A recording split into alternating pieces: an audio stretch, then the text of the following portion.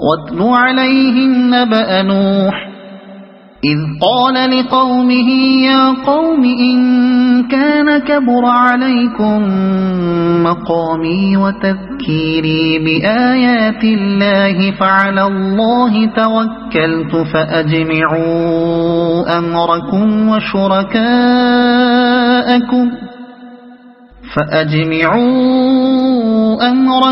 وشركاءكم ثم لا يكن أمركم عليكم غمة ثم قضوا إلي ولا تنظرون۔ ان کو نوح کا قصہ سناؤ، اس وقت کا قصہ جب اس نے اپنی قوم سے کہا تھا کہ اے برادران قوم، اگر میرا تمہارے درمیان رہنا اور اللہ کی آیات سنا سنا کر تمہیں غفلت سے بیدار کرنا تمہارے لیے ناقابل برداشت ہو گیا ہے تو میرا بھروسہ اللہ پر ہے۔ تم اپنے ٹھہرائے ہوئے شریکوں کو ساتھ لے کر ایک متفقہ فیصلہ کر لو، اور جو منصوبہ تمہارے پیش نظر ہو اس کو خوب سوچ سمجھ لو تاکہ اس کا کوئی پہلو تمہاری نگاہ سے پوشیدہ نہ رہے، پھر میرے خلاف اس کو عمل میں لے آؤ اور مجھے ہرگز مہلت نہ دو۔ ان کو نوح کا قصہ سناؤ۔ یہاں تک تو ان لوگوں کو معقول دلائل اور دل کو لگنے والے نصائح کے ساتھ سمجھایا گیا تھا کہ ان کے عقائد و خیالات اور طریقوں میں غلطی کیا ہے اور وہ کیوں غلط ہے، اور اس کے مقابلے میں صحیح راہ کیا ہے اور وہ کیوں صحیح ہے۔ اب ان کے اس طرز عمل کی طرف توجہ منعطف ہوتی ہے جو وہ اس سیدھی اور صاف تفہیم و تلقین کے جواب میں اختیار کر رہے تھے۔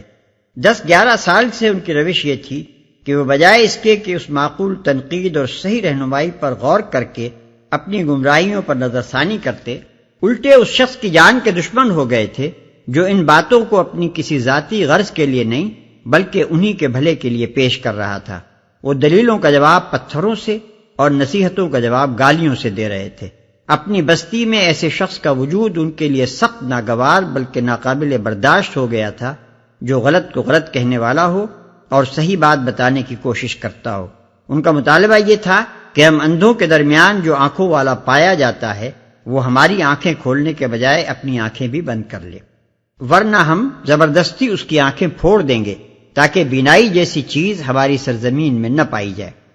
یہ طرز عمل جو انہوں نے اختیار کر رکھا تھا اس پر کچھ اور فرمانے کے بجائے اللہ تعالیٰ اپنے نبی کو حکم دیتا ہے کہ انہیں نوح علیہ السلام کا قصہ سنا دو، اسی قصے میں وہ اپنے اور تمہارے معاملے کا جواب بھی پالیں گے۔ اور مجھے ہرگز مہلت نہ دو۔ یہ چیلنج تھا کہ میں اپنے کام سے باز نہ آؤں گا، تم میرے خلاف جو کچھ کرنا چاہتے ہو کر گزرو، میرا بھروسہ اللہ پر ہے۔ تقابل کے لیے ملاحظہ ہو سورہ ہود آیت 55۔ فَإِن تَوَلَّيْتُمْ فَمَا سَأَلْتُكُم مِّنْ أَجْرٍ إِنْ أَجْرِيَ إِلَّا عَلَى اللَّهِ وَأُمِرْتُ أَنْ أَكُونَ مِنَ الْمُسْلِمِينَ فَكَذَّبُوهُ فَنَجَّيْنَاهُ وَمَن مَّعَهُ فِي الْفُلْكِ وَجَعَلْنَاهُمْ خَلَائِفَ وَأَغْرَقْنَا الَّذِينَ كَذَّبُوا بِآيَاتِنَا فَانظُرْ كَيْفَ كَانَ عَاقِبَةُ الْمُنذَرِينَ۔ تم نے میری نصیحت سے منہ موڑا تو میرا کیا نقصان کیا؟ میں تم سے کسی اجر کا طلبگار نہ تھا، میرا اجر تو اللہ کے ذمے ہے، اور مجھے حکم دیا گیا ہے کہ خواہ کوئی مانے یا نہ مانے میں خود مسلم بن کر رہوں۔ انہوں نے اسے جھٹلایا اور نتیجہ یہ ہوا کہ ہم نے اسے اور ان لوگوں کو جو اس کے ساتھ کشتی میں تھے بچا لیا، اور انہی کو زمین میں جانشین بنایا، اور ان سب لوگوں کو غرق کر دیا جنہوں نے ہماری آیات کو جھٹلایا تھا۔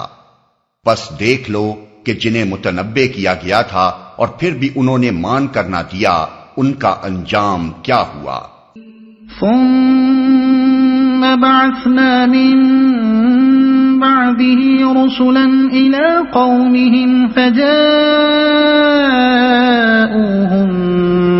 بالبينات فما كانوا ليؤمنوا بما كذبوا به من قبل كذلك نطبع على قلوب المعتدين.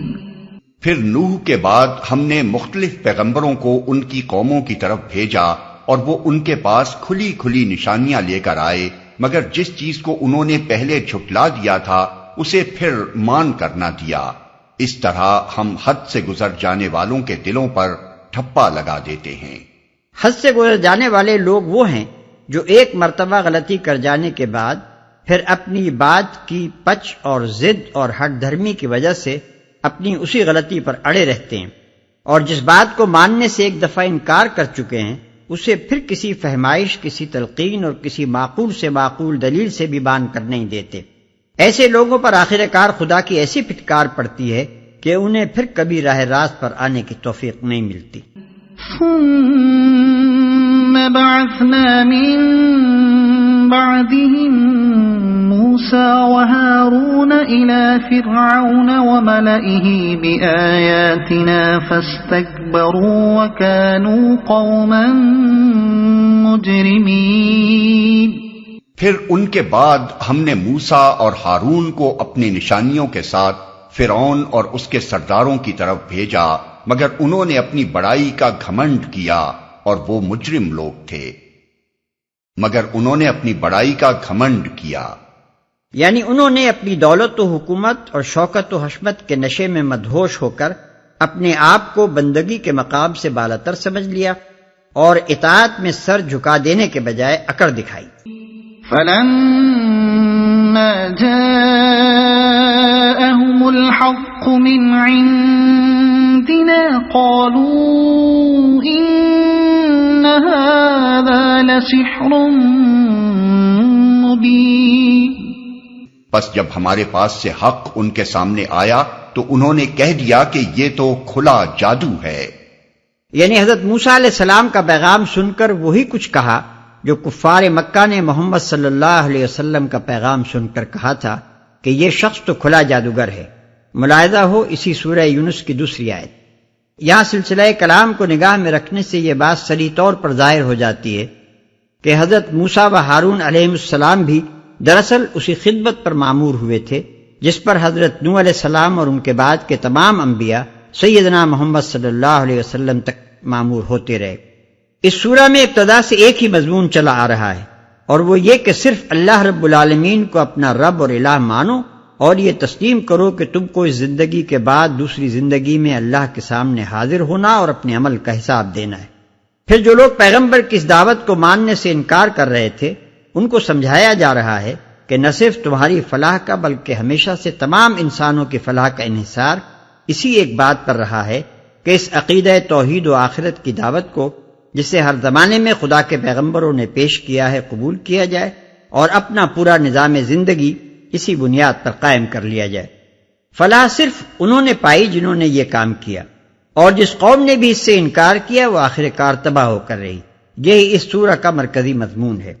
اور اس سیاق میں جب تاریخی نظائر کے طور پر دوسرے انبیاء کا ذکر آیا ہے تو لازماً اس کے یہی معنی ہے کہ جو دعوت اس سورہ میں دی گئی ہے وہی ان تمام انبیاء کی دعوت تھی، اور اسی کو لے کر حضرت موسیٰ و ہارون علیہ السلام بھی فرعون اور اس کی قوم کے سرداروں کے پاس گئے تھے. اگر واقعہ وہ ہوتا جو بعض لوگوں نے گمان کیا ہے کہ حضرت موسیٰ و ہارون علیہ السلام کا مشن ایک خاص قوم کو دوسری قوم کی غلامی سے رہا کرانا تھا تو اس سیاق و سباق میں اس واقعے کو تاریخی نظیر کے طور پر پیش کرنا بالکل بے جوڑ ہوتا. اس میں شک نہیں کہ ان دونوں حضرات کے مشن کا ایک جز یہ بھی تھا کہ بنی اسرائیل یعنی ایک مسلمان قوم کو ایک کافر قوم کے تسلط سے اگر وہ اپنے کفر پر قائم رہے نجات دلائیں. لیکن یہ ایک ضمنی مقصد تھا نہ کہ اصل مقصد بعثت. اصل مقصد تو وہی تھا جو قرآن کی روح سے تمام انبیاء کی بعثت کا مقصد رہا ہے، اور سورہ نازعات میں جس کو صاف طور پر بیان بھی کر دیا گیا ہے کہ اذهب الى فرعون انه طغى فقل هل لك الى ان تزكى واهديك الى ربك فتخشى. یعنی فرعون کے پاس جا کیونکہ وہ حد بندگی سے گزر گیا ہے، اور اس سے کہہ کیا تو اس کے لیے تیار ہے کہ سدھر جائے اور میں تجھے تیرے رب کی طرف رہنمائی کروں تو تو اس سے ڈرے. مگر چونکہ فرعون اور اس کے اعیان سلطنت نے اس دعوت کو قبول نہیں کیا اور آخر کار حضرت موسیٰ علیہ السلام کو یہی کرنا پڑا کہ اپنی مسلمان قوم کو اس کے تسلط سے نکال لے جائیں۔ اس لیے ان کے مشن کا یہی جز تاریخ میں نمایاں ہو گیا، اور قرآن میں بھی اس کو ویسا ہی نمایاں کر کے پیش کیا گیا جیسا کہ وہ تاریخ میں فی الواقع ہے۔ جو شخص قرآن کی تفصیلات کو اس کے کلیات سے جدا کر کے دیکھنے کی غلطی نہ کرتا ہو، بلکہ انہیں کلیات کے تابع کر کے ہی دیکھتا اور سمجھتا ہو، وہ کبھی اس غلط فہمی میں نہیں پڑ سکتا کہ ایک قوم کی رہائی کسی نبی کی بعثت کا اصل مقصد اور دین حق کی دعوت محض اس کا ایک ضمنی مقصد ہو سکتی ہے۔ مزید تشریح کے لیے ملاحظہ ہو سورہ طٰہٰ آیات 44 تا 52، الزخرف آیات 46 تا 56، المزمل 5 تا 16۔ قال موسى أتقولون للحق لما جاءكم أسحر هذا ولا يفلح الساحرون۔ موسیٰ نے کہا تم حق کو یہ کہتے ہو جبکہ وہ تمہارے سامنے آ گیا، کیا یہ جادو ہے؟ حالانکہ جادوگر فلاح نہیں پایا کرتے۔ مطلب یہ ہے کہ ظاہر نظر میں جادو اور معجزے کے درمیان جو مشابہت ہوتی ہے، اس کی بنا پر تم لوگوں نے بے تکلف اسے جادو قرار دے دیا۔ مگر نادانو، تم نے یہ نہ دیکھا کہ جادوگر کس سیرت و اخلاق کے لوگ ہوتے ہیں اور کن مقاصد کے لیے جادوگری کیا کرتے ہیں؟ کیا کسی جادوگر کا یہی کام ہوتا ہے کہ بے غرض اور بے دھڑک ایک جبار فرمانروا کے دربار میں آئے اور اسے اس کی گمراہی پر سرزنش کرے اور خدا پرستی اور طہارت نفس اختیار کرنے کی دعوت دے؟ تمہارے ہاں کوئی جادوگر آیا ہوتا تو پہلے درباریوں کے پاس خوشامدیں کرتا پھرتا کہ ذرا سرکار میں مجھے اپنے کمالات دکھانے کا موقع دلوا دو۔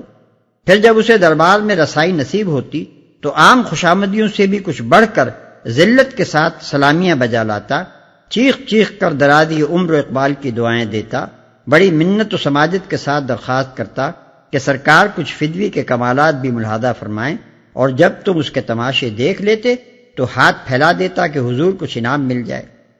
اس پورے مضمون کو صرف ایک فقرے میں سمیٹ دیا ہے کہ جادوگر فلاح یافتہ انسان نہیں ہوا کرتے۔ قالوا أجئتنا لتلفتنا عما وجدنا عليه آباءنا وتكون لكما الكبرياء في الأرض وما نحن لكما بمؤمنين۔ انہوں نے جواب میں کہا کیا تو اس لیے آیا ہے کہ ہمیں اس طریقے سے پھیر دے جس پر ہم نے اپنے باپ دادا کو پایا ہے، اور زمین میں بڑائی تم دونوں کی قائم ہو جائے؟ تمہاری بات تو ہم ماننے والے نہیں ہیں۔ زمین میں بڑائی تم دونوں کی قائم ہو جائے۔ ظاہر ہے کہ اگر حضرت موسیٰ و ہارون کا اصل مطالبہ رہائی بنی اسرائیل کا ہوتا تو فرعون اور اس کے درباریوں کو یہ اندیشہ کرنے کی کوئی ضرورت نہ تھی کہ ان دونوں بزرگوں کی دعوت پھیلنے سے سرزمین مصر کا دین بدل جائے گا اور ملک میں ہمارے بجائے ان کی بڑائی قائم ہو جائے گی۔ ان کے اس اندیشی کی وجہ تو یہی تھی کہ حضرت موسیٰ علیہ السلام اہل مصر کو بندگی حق کی طرف دعوت دے رہے تھے، اور اس سے وہ مشرکانہ نظام خطرے میں تھا جس پر فرعون کی بادشاہی اور اس کے سرداروں کی سرداری اور مذہبی پیشواؤں کی پیشوائی قائم تھی۔ وقال فرعون ائتوني بكل ساحر عليم فلما جاء السحرة قال لهم موسى ألقوا ما أنتم ملقون۔ اور فرعون نے اپنے آدمیوں سے کہا کہ ہر ماہر فن جادوگر کو میرے پاس حاضر کرو۔ جب جادوگر آ گئے تو موسیٰ نے ان سے کہا جو کچھ تمہیں پھینکنا ہے پھینکو۔ فلما ألقوا قال موسى ما جئتم به السحر إن الله سيبطله إن الله لا يصلح عمل المفسدين ويحق الله الحق بكلماته ولو كره المجرمون۔ پھر جب انہوں نے اپنے انچر پھینک دیے تو موسیٰ نے کہا یہ جو کچھ تم نے پھینکا ہے یہ جادو ہے، اللہ ابھی اسے باطل کیے دیتا ہے مفسدوں کے کام کو اللہ سدھرنے نہیں دیتا، اور اللہ اپنے فرمانوں سے حق کو حق کر دکھاتا ہے، خواہ مجرموں کو وہ کتنا ہی ناگوار ہو۔ یہ جو کچھ تم نے پھینکا ہے یہ جادو ہے۔ یعنی جادو وہ نہ تھا جو میں نے دکھایا تھا، جادو یہ ہے جو تم دکھا رہے ہو۔